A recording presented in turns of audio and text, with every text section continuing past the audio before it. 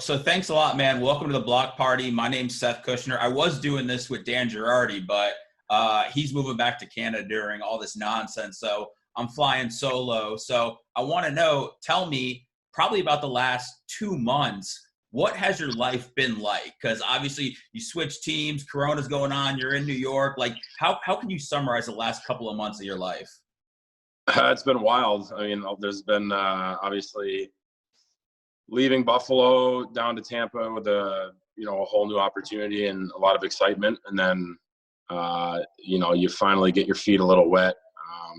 Played some good hockey, and then all of a sudden it's comes to a halt, and you try to wrap your head around it a little bit, but I'd say wild would be the word that pops in my head, just with all the moving around that we've done, and we have 3 little kids, so it's been pretty crazy. So when did you go from Tampa back to New York?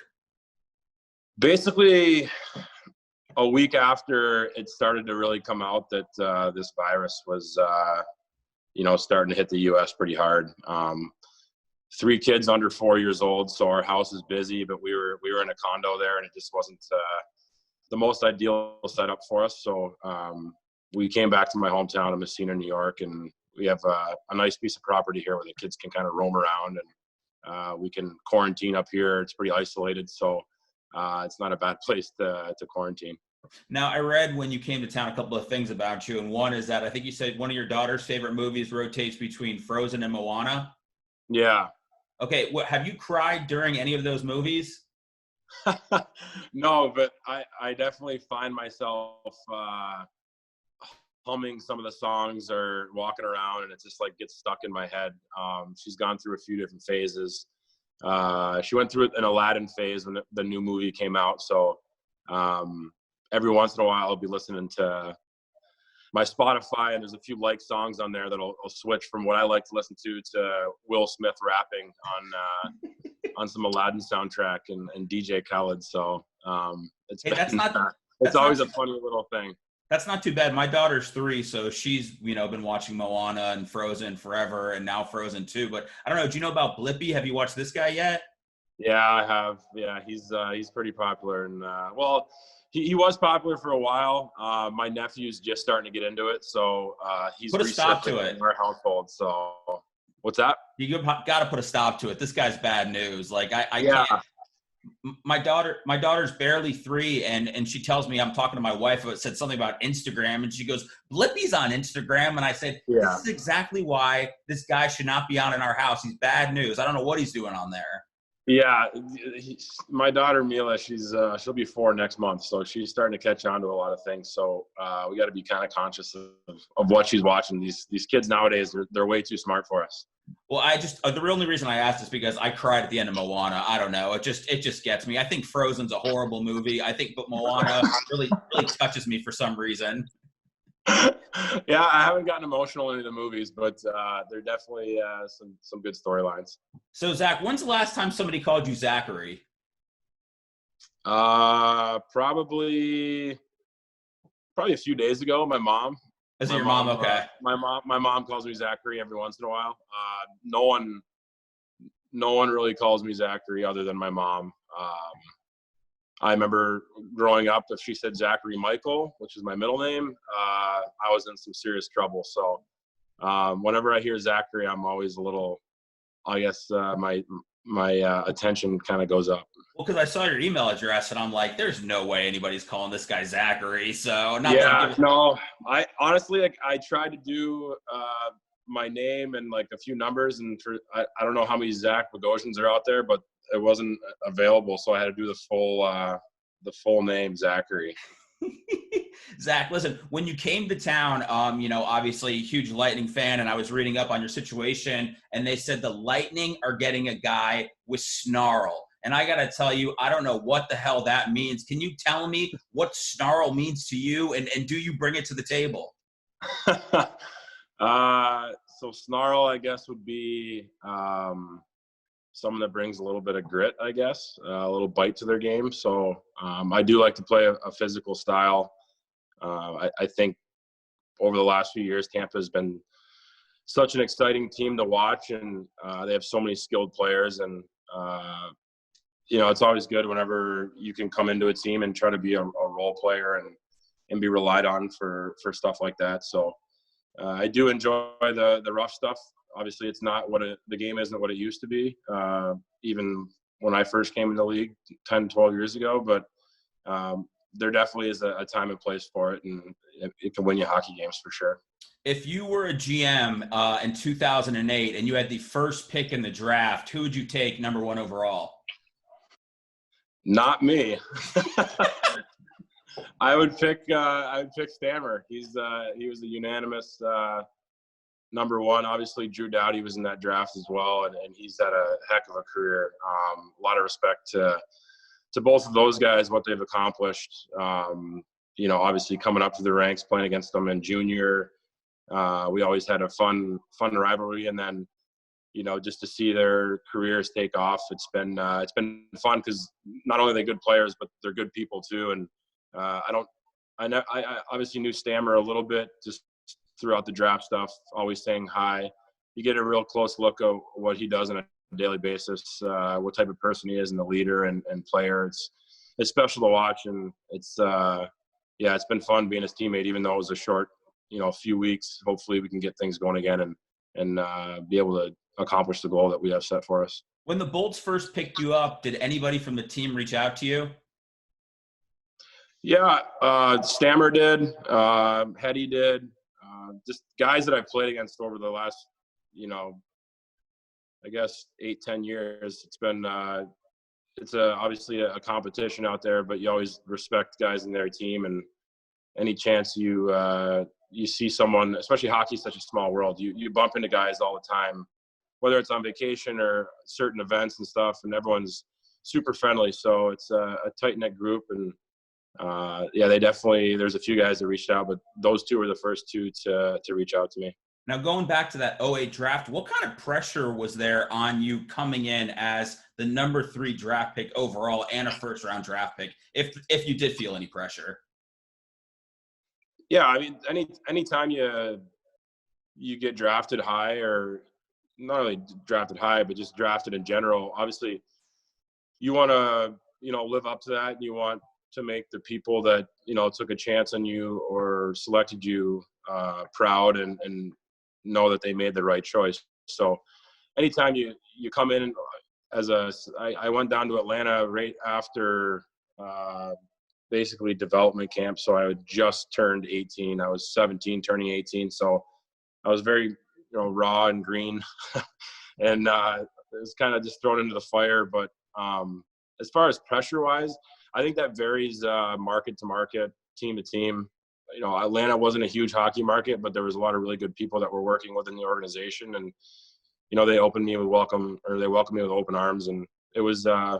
I look back on my time there as a good time. It was definitely, I have some fond memories for sure. All right, so we got to talk about how you ended up in Tampa Bay. I think this is awesome. So this isn't awesome, but the story to me tells me that you're a badass in the way you handle yourself. So I guess you were a healthy scratch for the first time in your career, and then Buffalo wanted you to report to the minors, and then you failed to report. Is that the timeline pretty much of how it happened? Yeah, I mean, obviously there was a few months in there of events that were going on, but I guess a short, quick story would be, yeah, this situation didn't line up for me in Buffalo, and I just was looking for an opportunity elsewhere, and that's kind of how it all transpired. So, was it the healthy scratch? Did it start with being a healthy scratch? Is that how it all started for you? Well, I mean, there's a number of things. I don't think there's one event of that'll make the situation blow up the way it did. I think it's just a number of events that add up, and that's the nature of the beast that we're in, though. The business side of it, it's real, and I don't. I try to use it as a learning experience, with everything that I did. It's something I can say that I went through. I understand it. I've been in those shoes, and I don't wish my kids or anything in that situation, but I'll be able to talk to them through adversity. And I've learned a lot from, the last 7-8 months for myself. Wow, you said a lot without saying anything at all. I was really looking for some juicy details there. Wait, but when you don't report to the minors though, you know, I mean, your agent, you know that there's a chance that you're going to be able to catch on with another team, right? I mean, it's all that you know that going into it. I just felt at that time the right thing for me to do is what I did, and I through the entire process I always believed in myself as a player, as a person. Uh, I'm very comfortable with who I am as a person, and uh, I know that I had respect from my teammates and guys around the league that really do know me, what my goals or intentions were. I just wanted an opportunity to play, and you know, it worked out in the favor of me getting an opportunity in Tampa, and I was super happy about it. Well, we're definitely happy to have you. So I want to know, have the Bolts, when you were here, when the Bolts were actually playing, did they let you create a DJ mix? Did they let you do any DJing, or you're not that far into the friendship where they're going to turn over the music to you? No, I kept my distance from the stereo. I do enjoy music. I like all genres, but the new guy in the locker room, you try to not step on too many toes and just try to bring your personality every day. But you got to respect that. Certain guys have been there for a number of years, if not just the entire year. You got to kind of respect what the culture that they have. But in Buffalo, they let you create, what was it, the pre-skate mix kind of thing? The warm-up music, yeah. I used to. That was pre 3 kids, so I would have my turntables in my basement with some loudspeakers and be creating live sets. It was fun to do, but now I haven't done it in such a long time. I just don't have the time to be, making, mixes and stringing together a bunch of songs. Zach, I tell you what, I'll Venmo you $20 if you can make me some sort of Disney mix or something that I can put on for like a little Frozen, a little Moana, a little something, so I don't have to keep clicking over on Spotify. I'll see what I can do for you. Yeah, that'd be awesome. So let me know. So let me ask you this question. So obviously you've been in the league for a long time. When you joined the Bolts, is there anybody whose skill set you were more impressed with when you started playing with them as opposed to competing against them for a while?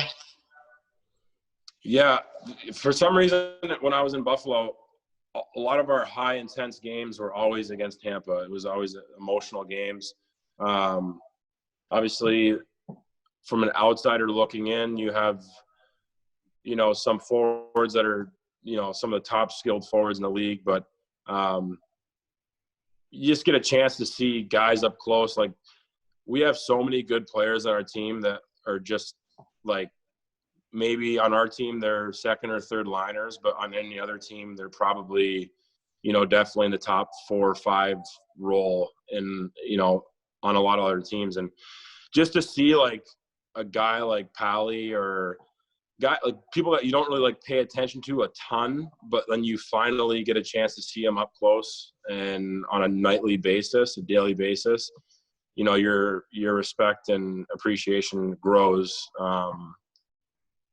Hetty's obviously been, as a defenseman, you're always looking at other people, other defensemen, what they bring to the table, what they can do. And Hetty's a horse. I mean, he's a massive human being that can move like he's 5'10" out there. And it's been cool to see just the way he is off the ice and on the ice. He's a hell of a fashion icon too, isn't he? He is. He's a good looking fella. Hey, Zach, yeah. When did you cancel social media? Because I feel like you had an Instagram maybe a couple of years ago. Yeah. You know what? I canceled it probably a year and a half ago. I just got sick of it. I just always found What were they saying? What were they saying to you, Zach? Oh, I don't care what people say to me. I actually got a kick out of a few people. But I don't know, man. Instagram's a lie. Everyone lives a facade. It's not like everyone sees what everyone else has. I just want to live in the present, and I just like what you see with me is what you get with me. I live every day to the fullest, and I don't need to show everyone what I do for validation from a bunch of strangers. That's my personality. That's my I kind of came to those terms with, over the last little bit, I was just like, you know what, I don't need to show everyone everything about my life and make sure that everyone thinks I'm cool or I have this or that. I'm totally fine with just being me and having the things that I have and doing what I do, and just having the people around me know what I'm about. Yeah, we interviewed JT Miller this year on the show, and he said the same thing you did, and he ended up getting an Instagram like a month later. So, but I believe that you're going to stay true to your word. You seem like you do not give it. You don't. Are there times where you go, man, I feel like posting a picture of my kids or something like that because it's so cute, or are you not even at that point? No, so I'm not like that. I always like, my wife makes fun of me because I'm like always sending pictures of my kids to like all my buddies or like my family chat on both sides. And she's like, you send like so many pictures of like our kids, like everyone else needs like a chance to like send pictures of their kids too. And I'm like, yeah, I didn't really think of that, but I just like, that's my way of like sharing what's going on in my world, is I just like text them a picture. And I'm like, I kind of like being old school that way. Not old school, but newer school with an old school mentality, I guess. I like that. So I want to know, where was it? Okay, so talk to me about getting traded. We've had a lot of those stories on the podcast, and that's seems to be a complete shock. And a guy, it's like completely out of nowhere, a guy gets like yanked off a flight. Next thing you know, you're getting traded. What was the experience like for you when you were dealt? So I was in Winnipeg at the time. We were playing at home, and I remember going into the rink, and news had just broke on Twitter that Evander Kane had been traded to the Buffalo Sabres, and there might be another player involved. So I just like saw it, didn't think anything of it, and then I was on my way to the rink again, driving, and I looked at Twitter again, and it's Bob McKenzie, I think, had tweeted, I think that other player is Zach Bogosian. So I like kind of had like an idea, like walking into the rink, and then you open the door to the locker room and you see everyone, and it's just like, it's kind of awkward, like it's like you just got moved. And I was a relatively younger player on the team, even though I had been around those guys for 6 or 7 years. I think I was 24, maybe 24, 25, 24. And yeah, so I walked in, and it was, the assistant GM, Larry Simmons, was there. He pulled me into the room, and I was in a meeting with Paul Maurice, Kevin Cheveldayoff, and Larry, and they told me the news. And it's just like a lot of emotions come over you. I was with those guys for a long time, and it was like the team I broke in the league with. So I had kind of grown up in the organization, and then to say bye to all of them, like they were all in the locker room. Like it was like you come out of the coach's room, and it's like the locker room's right there. So you say bye to everyone. And yeah, it was tough hugging, a lot of those guys goodbye. Is it crazy to find out this stuff on Twitter nowadays? Because I feel like that's how the majority of guys find out that they were dealt or released. I mean, I think it's good and bad. I think it's good for, fans to be updated, and people that are like following. It's exciting for everyone. It's especially trade deadline day. It's like, or draft day or trade deadline day. It's like an exciting time for the league. Everyone's kind of paying attention. But yeah, at times, obviously, when it blindsides you, or you have a family and kids, and it's definitely a tough way to find out. I was lucky. At the time I just started dating my wife now, but I was single. I had no kids. It was kind of an easy transition for me, but I do feel bad at times when guys have kids or families that are kind of set up in certain cities, and they have to uproot, and it's that's the ugly side of the business for sure. Zach, so tell me, what you're thinking right now as far as the NHL season resuming. Obviously everybody in Tampa Bay wants it to happen. We've been so close to the Cup the last few years. Again, we feel like we have a complete team, especially with the pickups we made up, towards the deadline. What's your idea, and what have you heard that sounds good for resuming the season right now? Well, we're obviously optimistic. We want to, all the players want to come back and get the job done of what obviously winning the Stanley Cup. So the unknowns are obviously what's holding everything back. I'm not really sure where this thing's going, but you hear different scenarios. Again, Twitter or Instagram, basically that information you see out there is basically being thrown around. You've heard North Dakota? I mean, I haven't personally heard that, but I know they were talking about neutral sites. It's kind of hard, like, to keep up with everything because you hear one thing and then then you hear the complete opposite.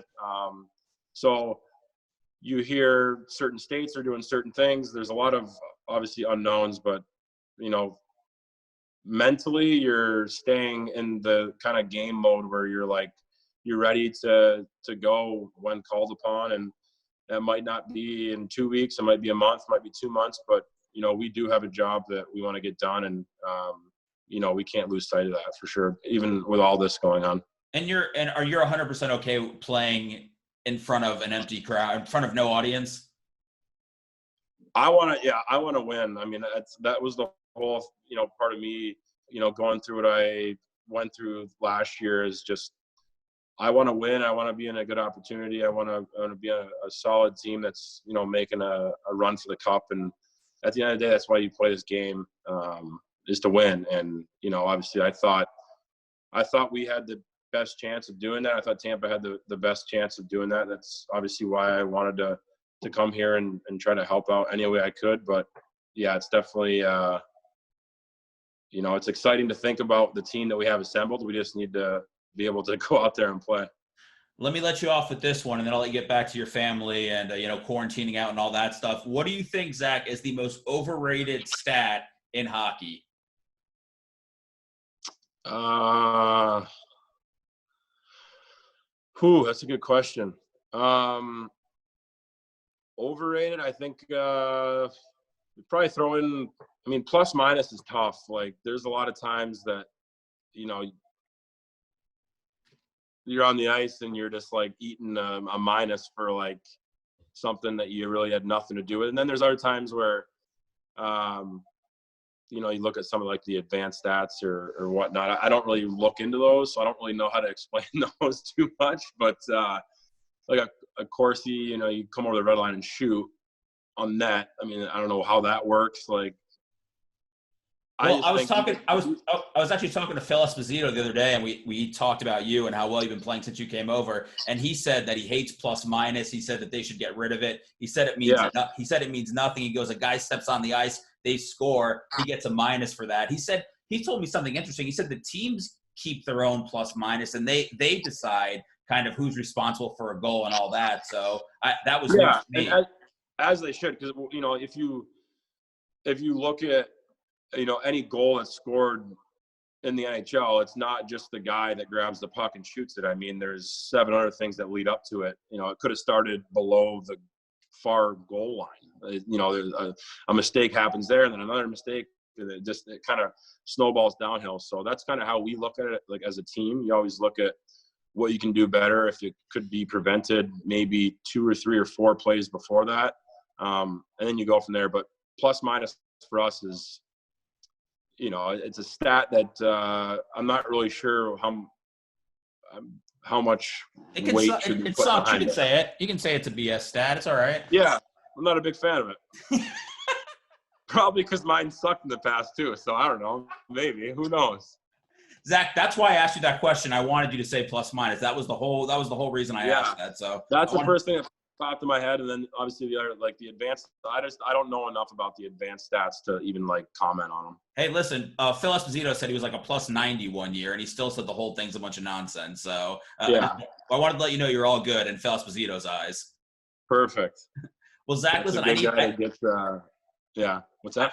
I need one more question. I need you to give me a recommendation for like a kids movie while we're all locked up, and something for adults to watch. Maybe something you've been watching to keep us busy until hockey comes back. Okay. The kids. I think the new Trolls movie, I think, just came out. I know my wife was talking about the kids watching it. I personally haven't seen it, so I can't sit here and say it's going to be good. Yeah, well, my wife's mad about that because it's out, but you have to buy it. And okay. If we rent it, like it's a who knows if our daughter's going to sit still, and then you have 48 hours to watch it. So my wife's mad that my wife's upset about that situation right now. Okay, yeah. So I don't know any. I mean, I've been watching a ton of like your standard, Mickey Mouse Clubhouse. So that whole scene. But What as about far adult as stuff? adult, I saw a funny movie the other day.